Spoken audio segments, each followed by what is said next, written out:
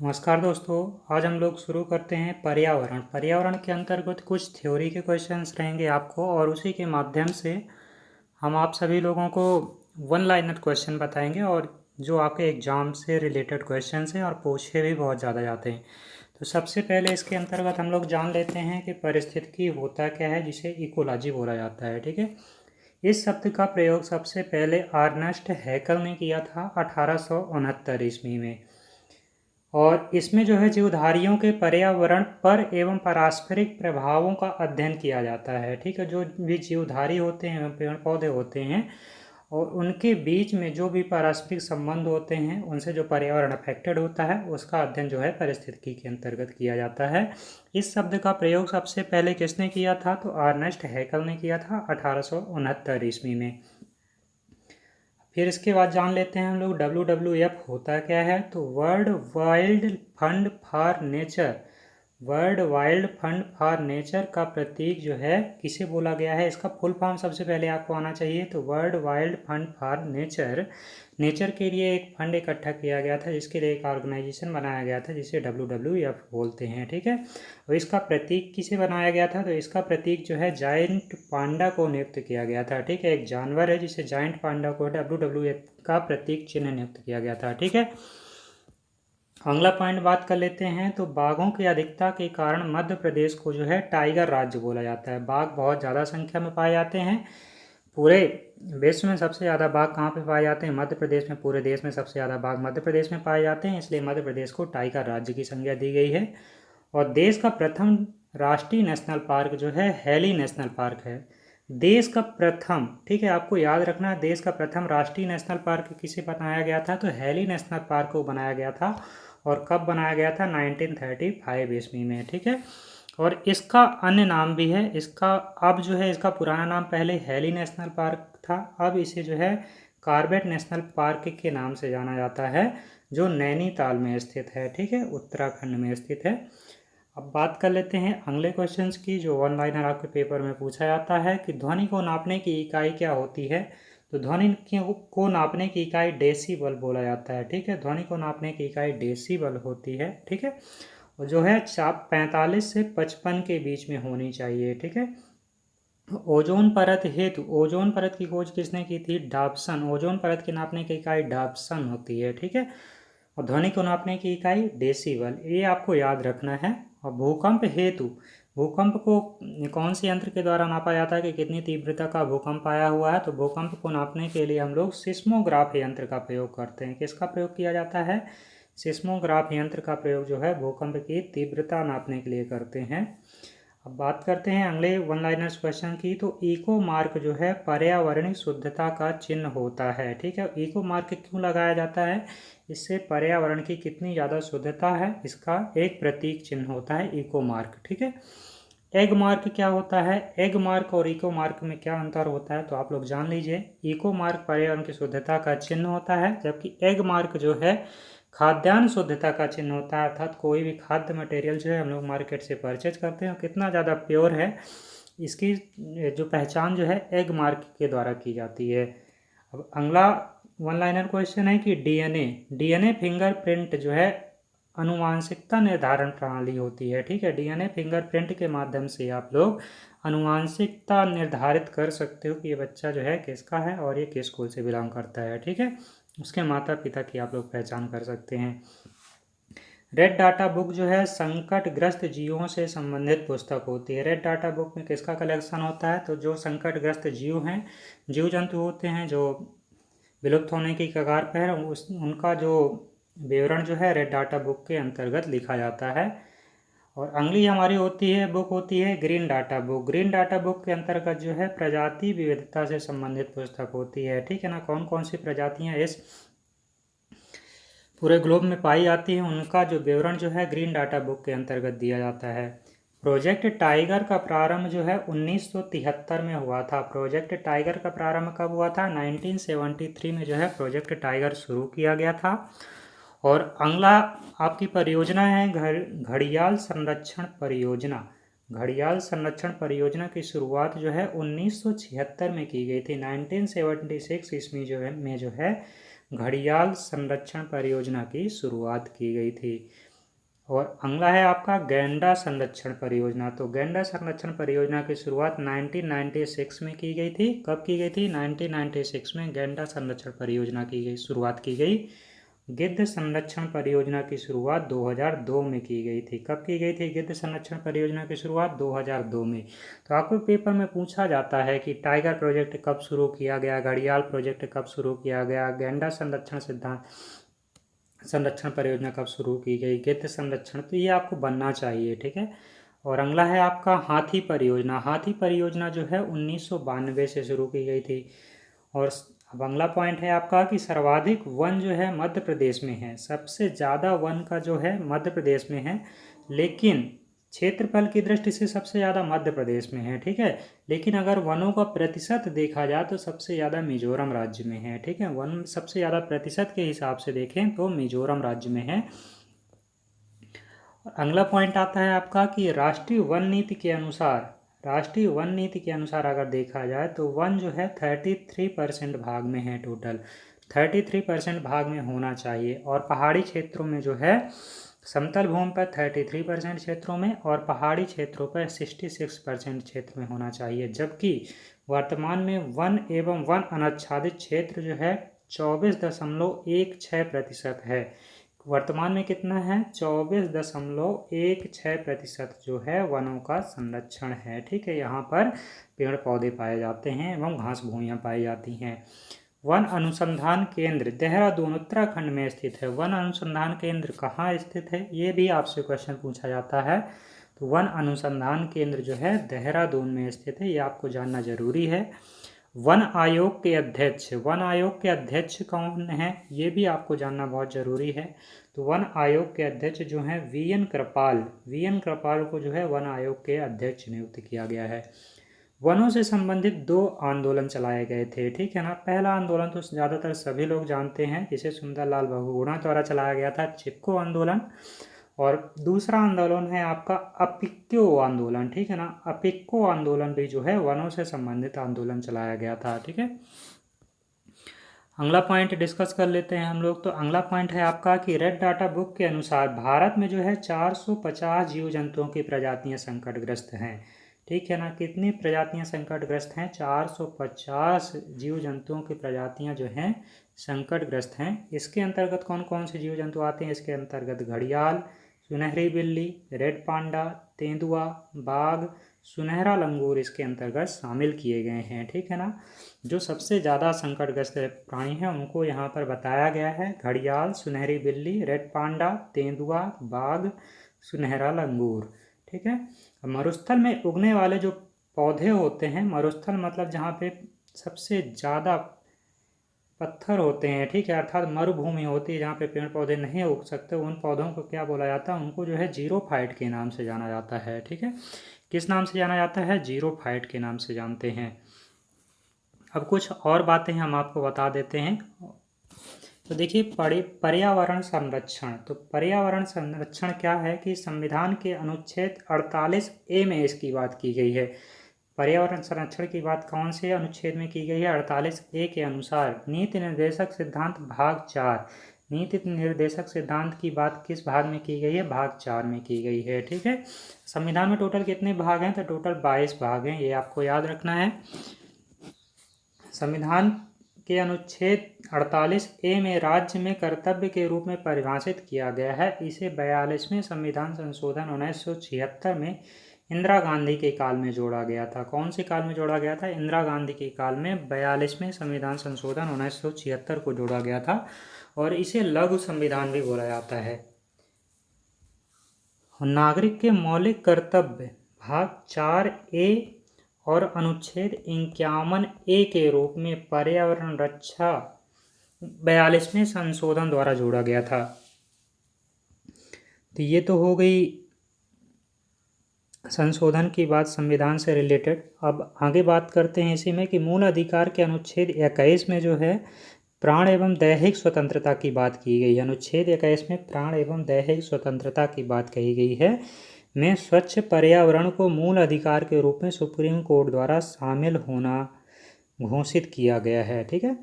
पर्यावरण संरक्षण अधिनियम कब बनाया गया था या कब लाया गया था, ये आपको जानना बहुत ज़रूरी है। आपके यहाँ से पेपर में डायरेक्ट क्वेश्चन रेज कर दिए जाते हैं कि पर्यावरण संरक्षण अधिनियम कब पारित किया गया था। तो 1986 ईस्वी में जो है पर्यावरण संरक्षण अधिनियम पारित किया गया था।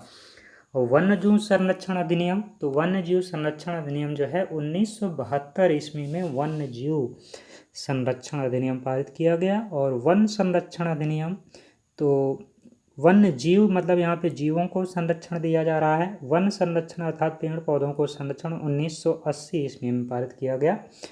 जैव विविधता एक्ट, जैव विविधता एक्ट कब लाया गया था, तो 2002 ईस्वी में जो है जैव विविधता एक्ट लाया गया था। ठीक है।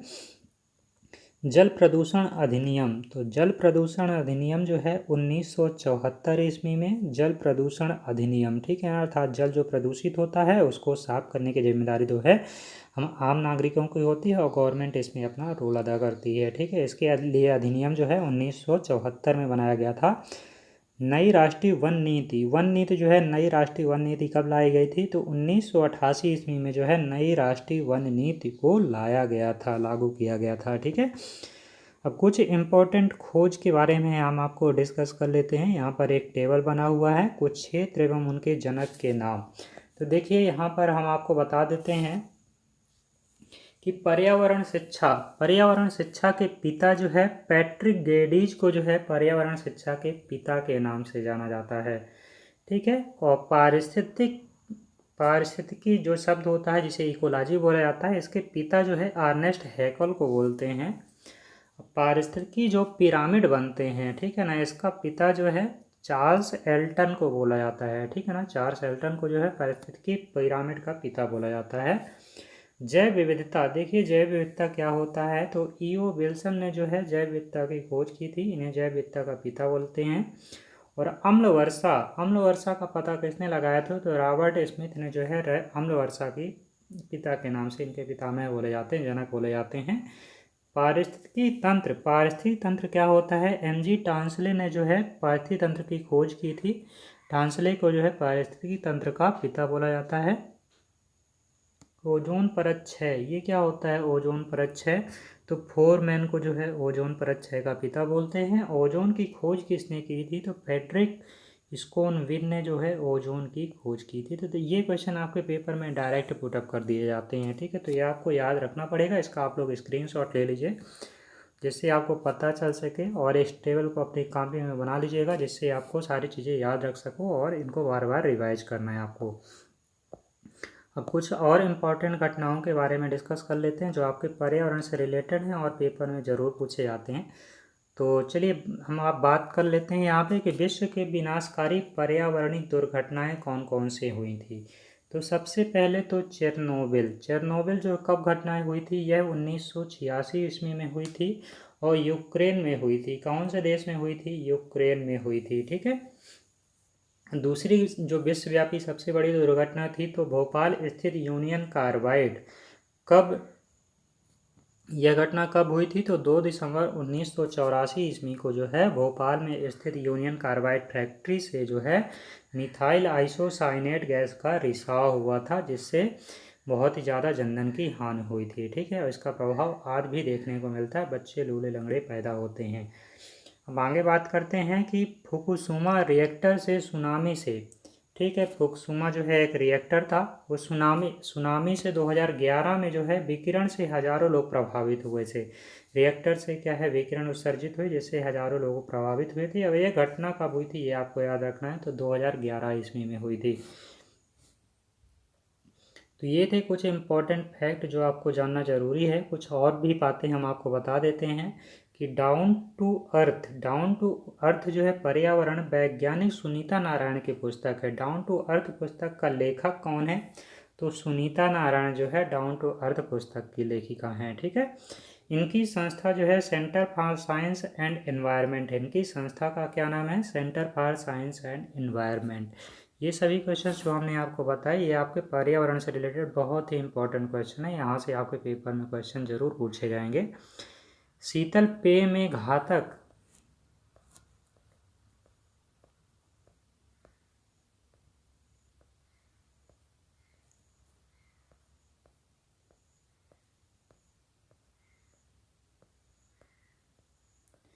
देखिए इसमें आगे क्या है कि शीतल पेय में जो घातक रसायन होते हैं या फिर स्वाइन फ्लू ट्रांस फैट हानिकारक तत्व पर लेखों के कारण प्रसिद्ध हुई है।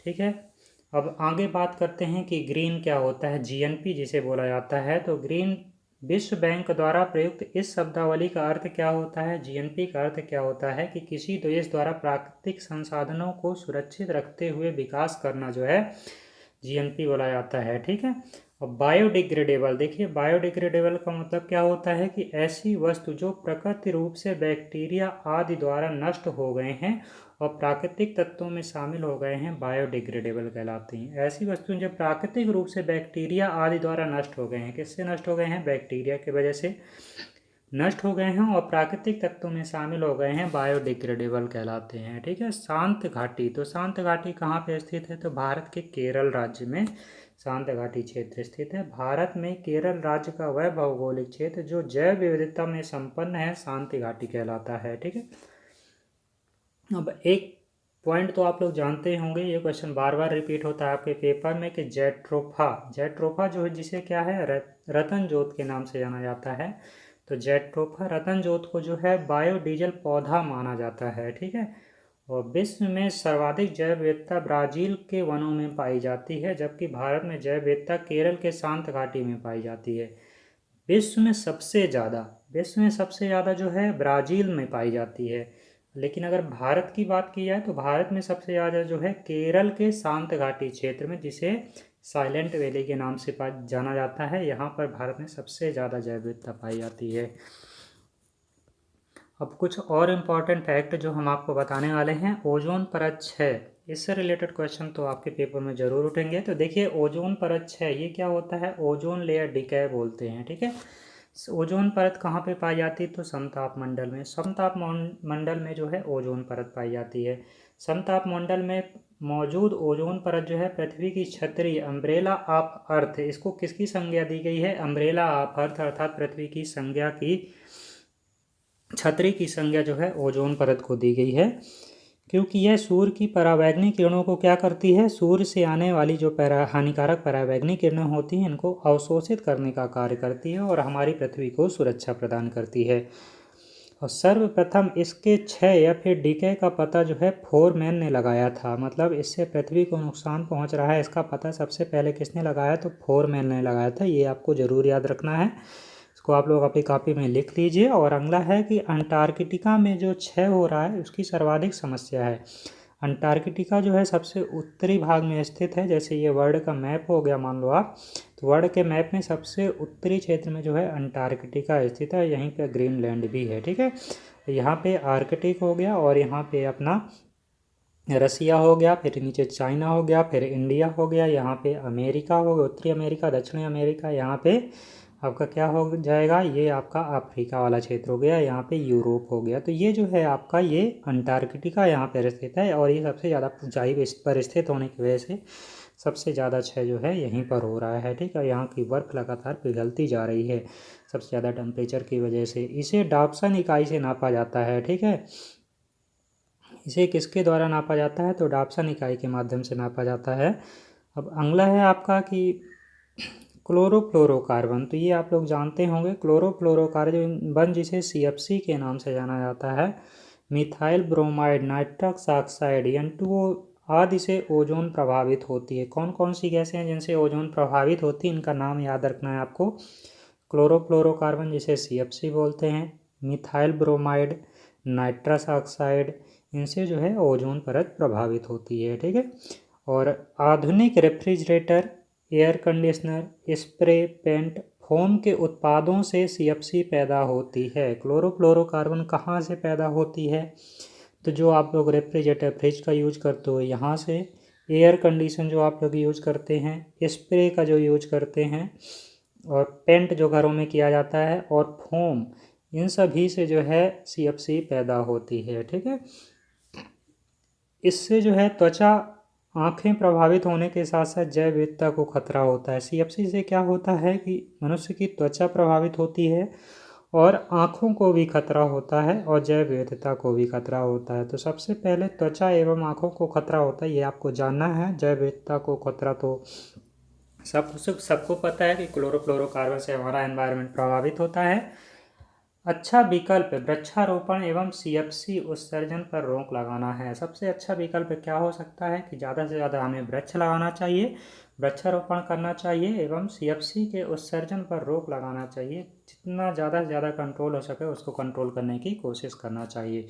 हम लोग कम से कम refrigerator, air condition, spray paint, इन सभी चीज़ों को कम से कम यूज करें। अब हमारा अगला टॉपिक है आपका अम्ल वर्षा। ठीक है, अभी हमने सीएफसी के बारे में मैक्सिमम जानकारी आपको शेयर की। अब देखिए अम्ल वर्षा क्या होता है। तो अम्ल वर्षा को जो है एसिड रेन के नाम से जानते हैं। अम्ल वर्षा को किस नाम से जाना जाता है? एसिड रेन के नाम से जानते हैं।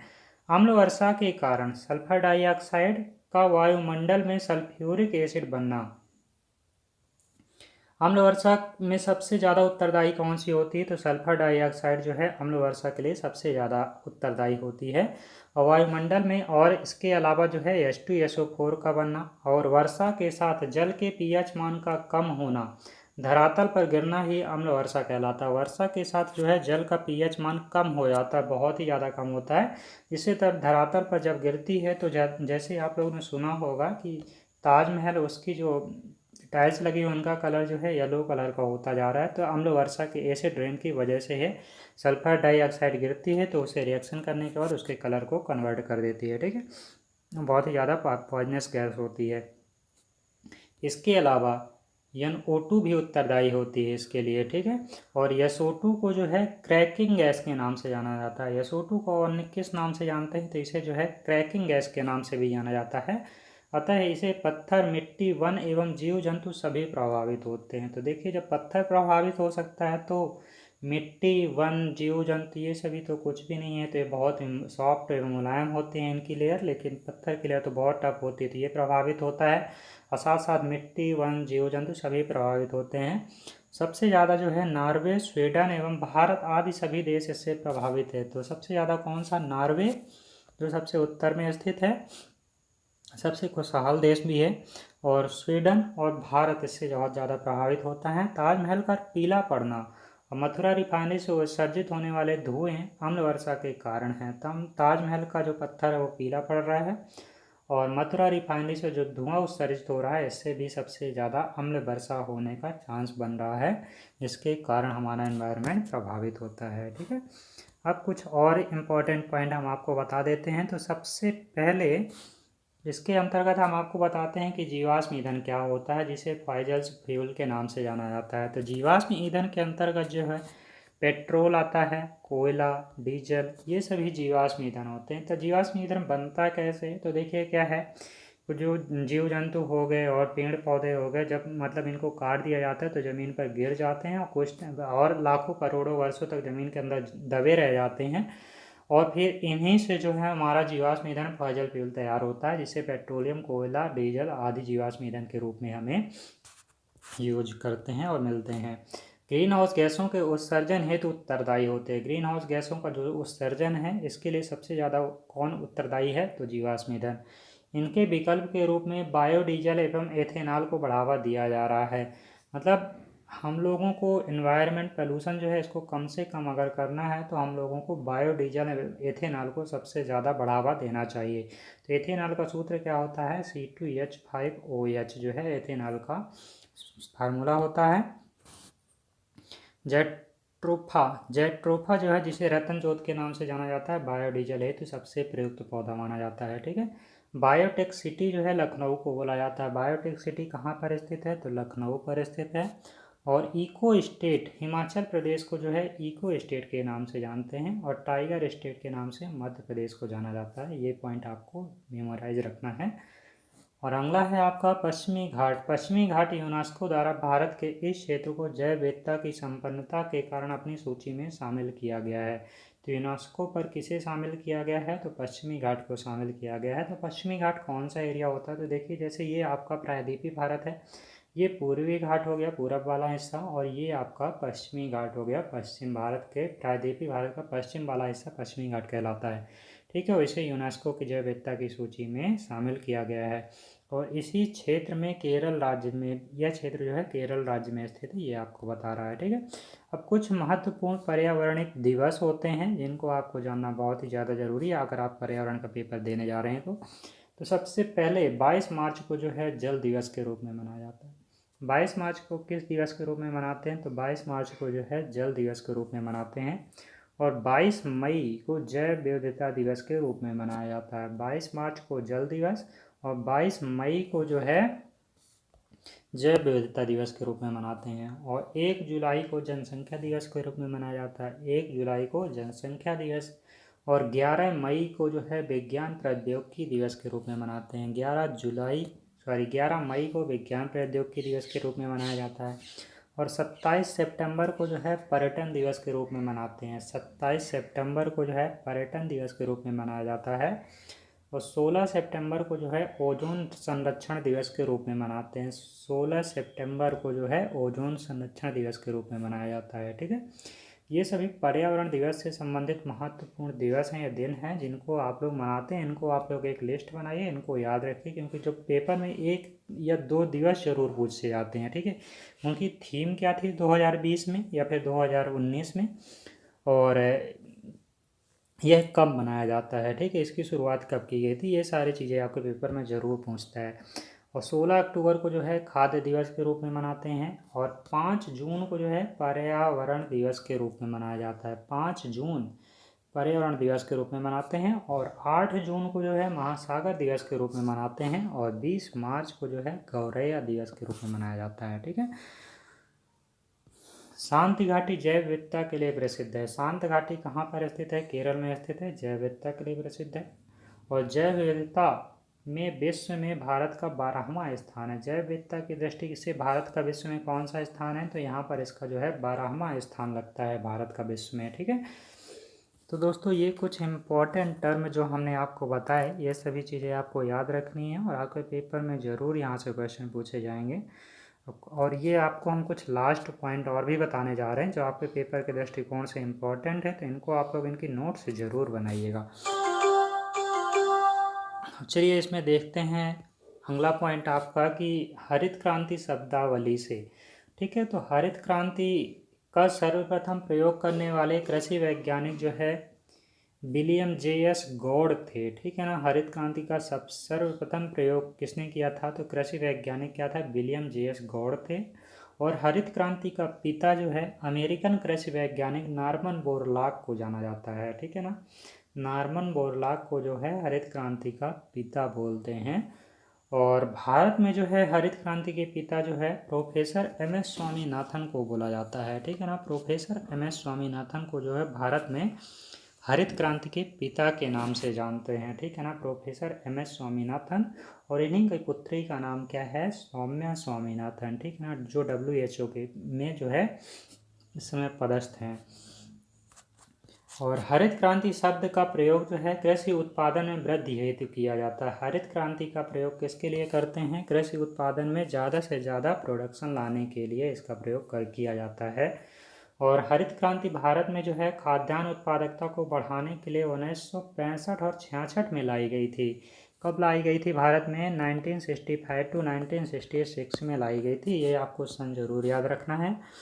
और भारत में सर्वप्रथम कौन से राज्य में लाई गई थी, तो भारत में सर्वप्रथम जो है पंजाब, हरियाणा और पश्चिम उत्तर प्रदेश में जो है इसका प्रचलन शुरू किया गया था। और यहीं पे इसका ट्रायल शुरू हुआ था 1965 टू 1966 में। पंजाब, हरियाणा और पश्चिमी उत्तर प्रदेश हैं। यहाँ पर गेहूं एवं चावल की फसलों से जिस अभियान का आरंभ हुआ उसे आगे चलकर हरित क्रांति नाम दिया गया था। मतलब सबसे ज़्यादा प्रोडक्शन बढ़ाने की फसल में किस में ट्रायल किया गया था, तो गेहूं एवं चावल में। ठीक है ना, राइस एवं वीट की प्रोडक्शन को बढ़ाने के लिए इस हरित क्रांति की शुरुआत की गई थी। भारत में नई कृषि नीति जो है 2000 में उत्पादन को बढ़ाने को ध्यान में रखकर, नई कृषि नीति कब लागू की गई थी भारत में, तो भारत में नई कृषि नीति जो है सन 2000 में लागू की गई थी उत्पादन को बढ़ाने के लिए। ठीक है, और इस चीज़ को ध्यान में रखते हुए इंद्रधनुषी क्रांति जिसे द्वितीय हरित क्रांति पर जोर दिया गया था। इंद्रधनुषी क्रांति, ठीक है, द्वितीय हरित क्रांति पर जोर दिया गया। पहला 1965 और दूसरा सन 2000 में। और कृषि की विकास दर का लक्ष्य जो है 4% रख कर उदारीकरण के द्वारा कॉन्ट्रैक्ट फार्मिंग को अपनाया गया था। ठीक है, अब ये आपको पता है कि खरीफ की फसलें कौन सी होती हैं, रबी की फसलें कौन सी होती हैं और जायद की फसलें कौन सी होती है। तो देखिए खरीफ की फसल कौन सी होती है, तो खरीफ की फसल जो है आपकी जुलाई के महीने में बोई जाती है और जुलाई के महीने से ही आपकी बारिश शुरू हो जाती है। तो इसके अंतर्गत जो है बारिश में कौन सी सबसे ज़्यादा फसल होती है, तो धान जो है बारिश में सबसे ज़्यादा होने वाली फसल है, तो इससे आपको खरीफ की फसल याद रखना है।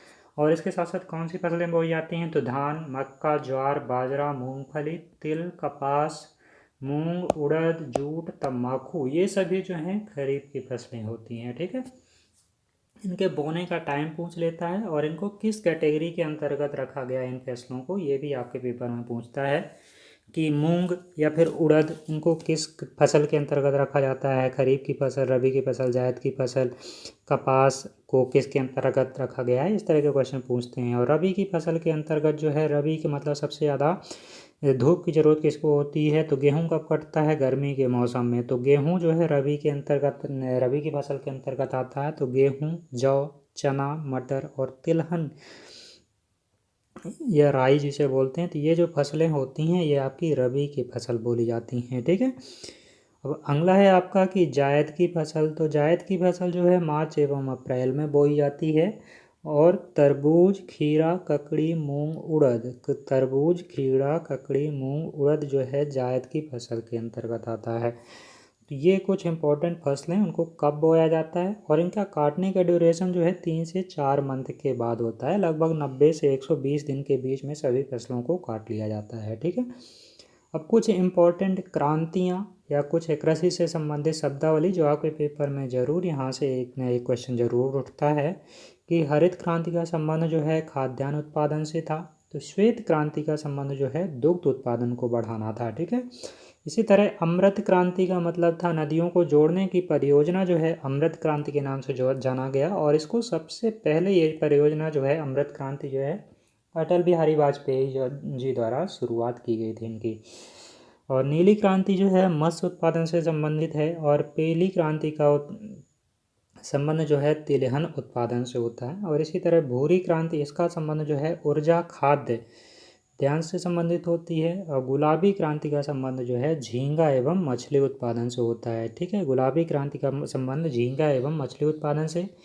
इंद्रधनुष क्रांति द्वितीय हरित क्रांति के नाम से जाना जाता है और पहली हरित क्रांति जो है 1965 टू 1966 में शुरू की गई थी। और लाल क्रांति, टमाटर का रंग लाल होता है तो इसे लाल क्रांति और मांस क्रांति के नाम से भी जाना। लाल क्रांति के अंतर्गत टमाटर एवं मांस आते हैं। और सुनहरी क्रांति जो है बागवानी उत्पादन के लिए संबंधित है। ठीक है, तो ये कुछ इंपॉर्टेंट टर्मोलॉजी एवं पर्यावरण से संबंधित बहुत ही महत्वपूर्ण जानकारी हमने आपको शेयर की। तो दोस्तों वीडियो कैसा लगा कमेंट बॉक्स में आप ज़रूर बताइए। जो भी यहाँ पे लाइव है और अपने दोस्तों के पास शेयर ज़रूर करिएगा ये सारी चीज़ों को जो हमने आपके पास शेयर की। दोस्तों वीडियो को लाइक करिए, कमेंट करिए और आज क्लास को हम आप यहीं पे क्लोज करते हैं और मिलते हैं अगले वीडियो में। तब तक के लिए जय हिंद, धन्यवाद।